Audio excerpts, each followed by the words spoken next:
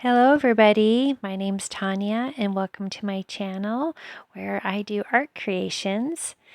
And today's one that I did is this cute little ghosts painting for Halloween, and I used gouache, and I used a paper I've never used before, and wow, did I learn my lesson with this one. I'll tell you what happened along the way.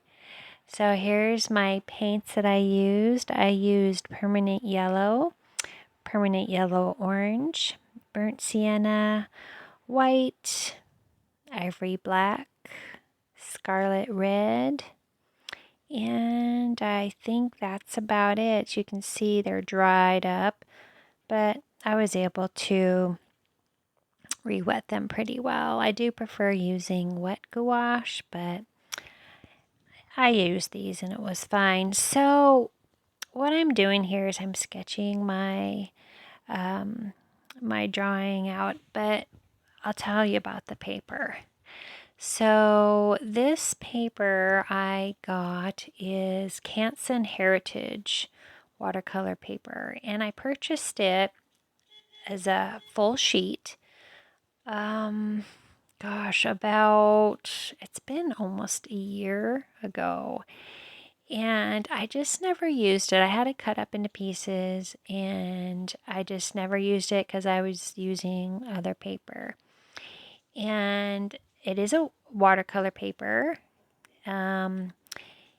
And so I pulled it out and I thought, well, you know what? I'll just go ahead and try to use it for this gouache since it's watercolor paper, cold pressed. It feels really nice. It's got a really nice tooth to it.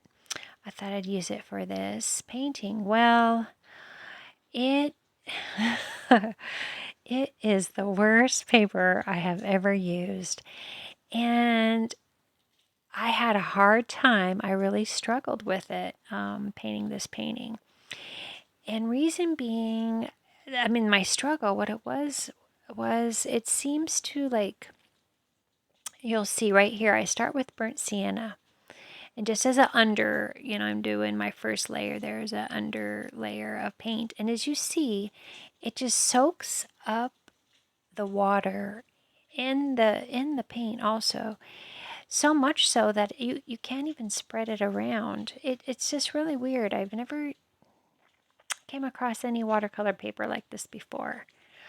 So as a result of this, as you can see, I couldn't really spread my paint around. It just kind of soaked in the paper and stuck there. And then there it is dry.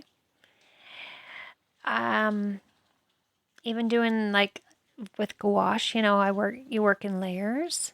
I worked in layers, and even the second layer was hard to work with. So I don't know what it is. I looked up online and I read people like Canson Heritage watercolor paper. Now I did get it as a one sheet at Hobby Lobby, so maybe that has something to do with it. And it is the Canson Heritage because it's got its stamp on there. Anyway, enough of the paper. I learned my lesson with the paper. I should have done a little practice sheet of it or a little practice painting with it before I even attempted to do a video. But, I almost didn't post the video because I struggled with it, with the painting. But you know what? Hey, we all have these issues and I'm not trying to be perfect or anything. So, and the painting turned out really cute. So I went ahead and went for it and just struggled through it. And anyway, if anybody's had any issues with Canson Heritage paper, let me know in the comments. I won't be using it again. I know that. Luckily, I just bought one sheet. So that was my story about the paper.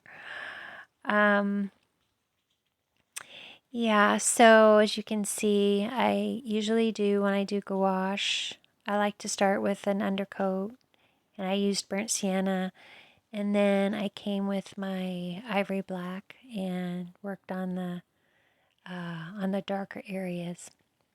And then here I'm adding some of the, it's the Scarlet with some of the yellow.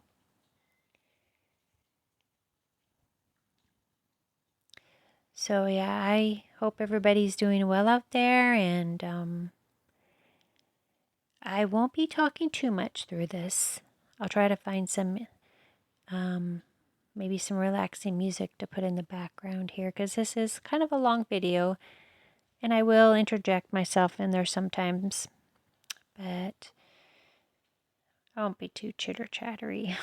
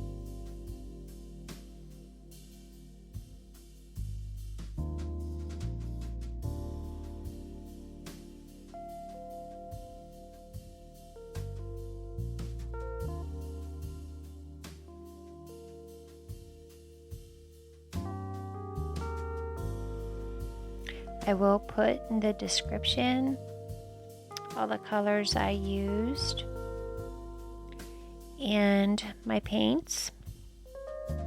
So if you watched in the beginning, you saw my paint palette, and those are not Hemi paints in there. I did have some of those, and they dried out. No, actually, I'm sorry, they got moldy. So I took all those pods out and threw them away. But I really liked the case. So what I did was I took my gouache paints that I have in tubes, and I put them, the tube paints, in I used that palette for my tube paints and let them dry. So I do have this dry palette of gouache paint, and then I also have some paint still in tubes, and I really do prefer using gouache in tubes, but it's kind of convenient to have them in a palette like this also. I noticed I tend to use my gouache more if it's in a palette like this, because for convenience, the colors are all there. You know, I don't have to sort through my tubes. I know that sounds so lazy, but I notice that's what I do. So I have only used 3 brands of gouache paint, and I've used the Hemi, I hope I'm saying that right, Hemi brand. I've used Winsor & Newton. Oh wait, so this is 4. Sorry, Winsor & Newton, Sheehan, and Holbein. I don't really consider Holbein because I've only used one color of Holbein. So I've mostly used Winsor & Newton, Sheehan, and the Hemi. And personally, so far, my favorite is Winsor & Newton. I know everybody has their own opinion of, paints, what they prefer and why. And I think Winsor & Newton, I've preferred Winsor & Newton so far because of just the way the coverage is. I do like Sheehan. The set I got, there was a lot of separation when I opened up the tubes.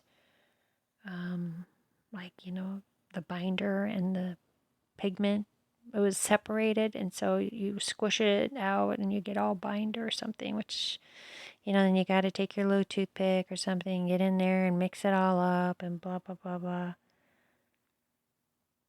So I didn't like that about the Sheehan. And I don't know, maybe it was they were sitting a long time before I got them. I ordered them on Amazon. Who knows? Maybe who knows how old they were, whatever. So that was kind of a bummer. The Winsor & Newton I got, none of them did that, I believe. They weren't they seemed a little thicker in consistency, Winsor & Newton too, than the Sheehan. They weren't, it was still creamy, but Sheehan seemed to be a little bit more, less thick consistency.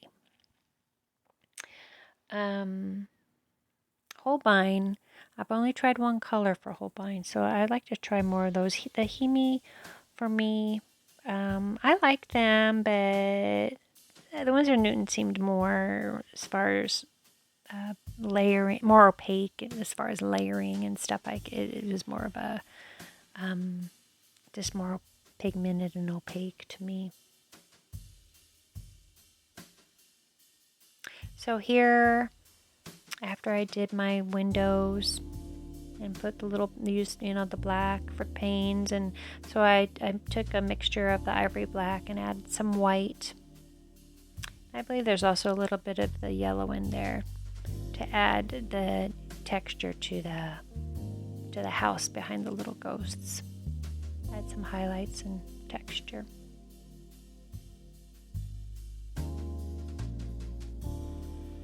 Now, as far as brushes go with gouache, I use all different types of brushes.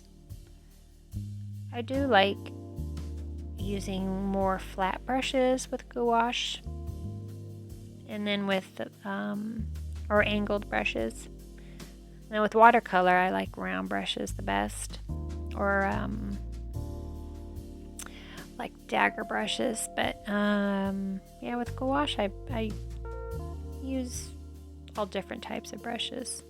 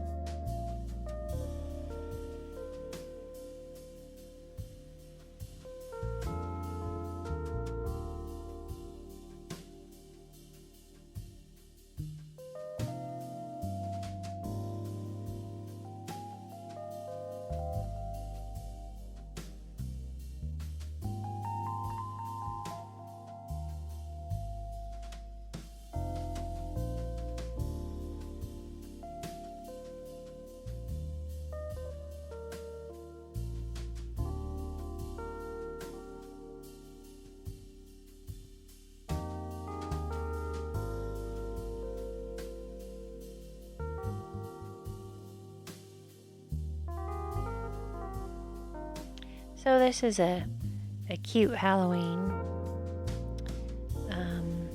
painting. I probably prefer spooky or creepy Halloween decor. So my next painting, I might do more creepy, spooky painting. I like cutesy, but I don't know, for Halloween I like a little bit more of the creepy, scary decor look.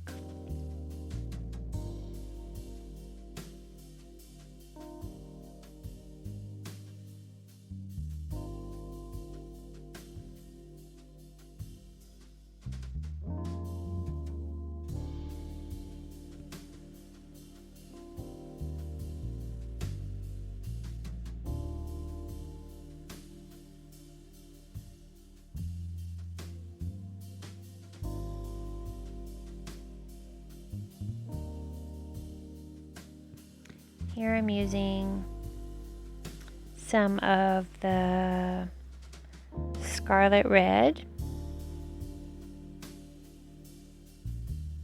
for the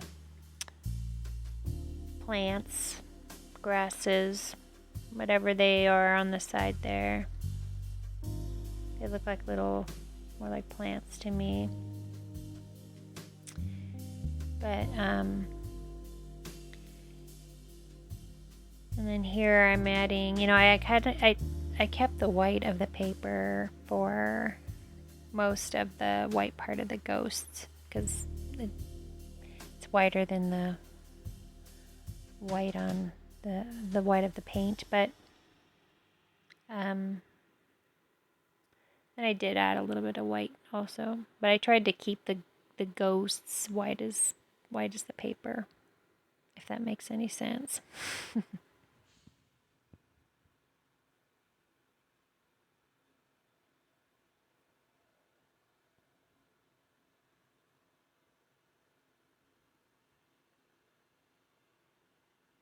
So if you're new to gouache out there, for me, the trick to gouache is, or the key to gouache is to make sure that your layer, the layer of paint underneath the layer that you're painting, is dry.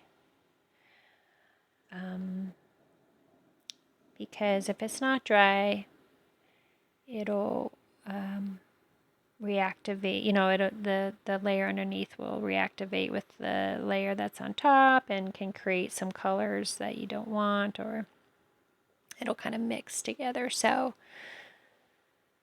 if you're, unless you want that look, but that's one thing that for me with gouache can be a little bit tricky, is to make sure the layer underneath is dry before I add the next layer of color on top. Because you usually go darker to light with gouache. You don't have to, but kind of like acrylic, you go from darker to light. So yeah, and to me, gouache can be tricky too because you have to figure out the consistency, how little water to use, how much water to use, kind of like with watercolor also. But yeah, it takes some time to figure out sometimes with gouache. For me, it does. I really enjoy using gouache though a lot. I like the look of gouache. It's kind of the velvety look you get with it.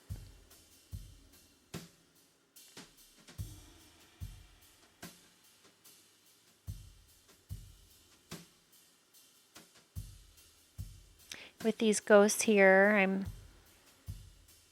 kind of layering my white. I start with a little bit thinner color of white, and then it creates that gray because I'm going over the black, and then I go with a little thicker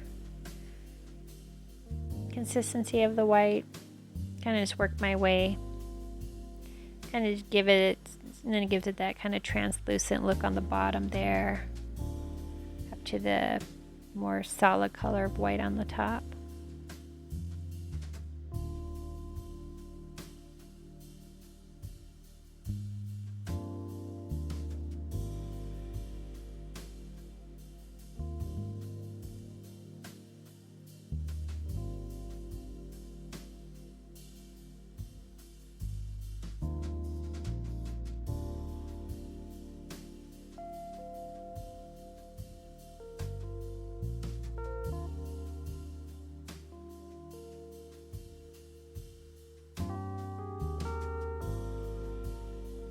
And here I'm taking just a little tiny mixture of the Scarlet red with a little bit of the white and giving them little blushy cheeks.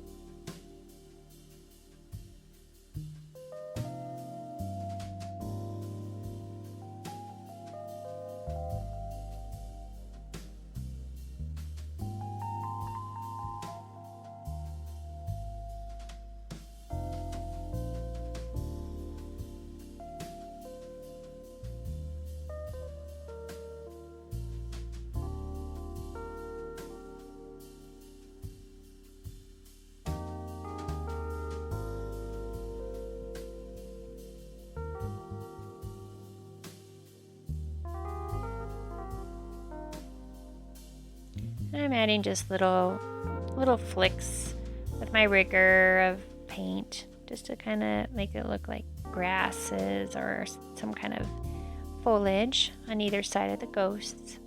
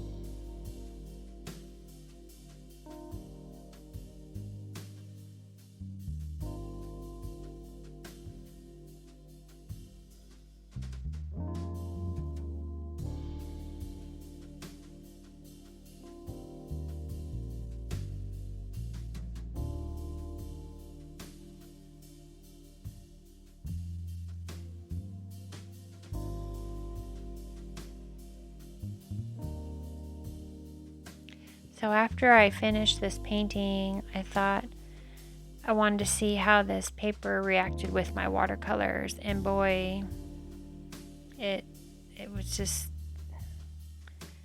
not a good sight. I don't know, it's just the weirdest thing. I can't get over how this paper reacted. Maybe they got some defective sheets at Hobby Lobby or something. And like I said, I got this paper about a year ago, this sheet. One of those, I think it's, 22 by 30 sheet or the size. And I don't know if they still have it there. So maybe they don't, maybe they got some kind of weird batch of paper or something, I don't know. Yeah, when I did a little added watercolor to it, it's like it just it soaks it in so quickly, and it creates makes it look really fuzzy. How can I describe it? Yeah, it just is not workable. It's just, I mean, because I've used hot press, I've used cheap paper, expensive paper, rough paper, smooth like smooth hot press paper, cellulose, tried all different types of paper, even mixed media, stuff that's not watercolor paper. And I've never tried a paper so terrible before. And I like Canson XL watercolor paper, so I don't know.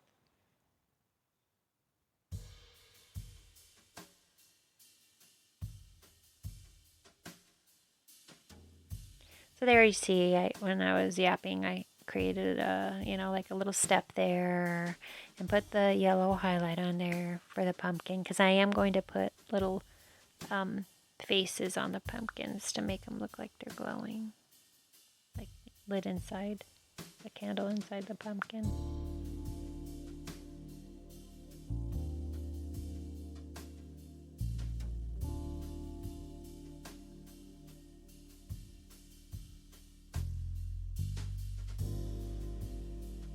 Then I wanted to put some lights up above, so I just took a nice thicker mixture of the white,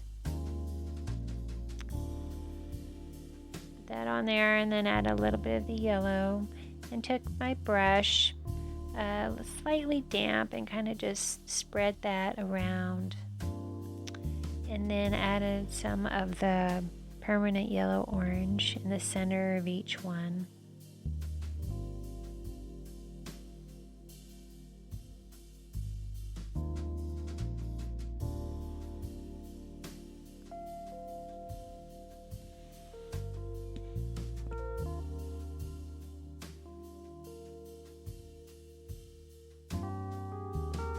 Started out with the dark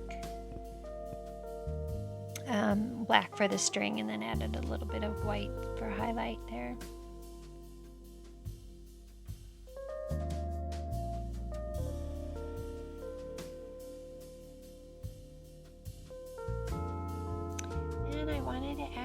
bit of sprinkles. And that was just a mixture of the yellow.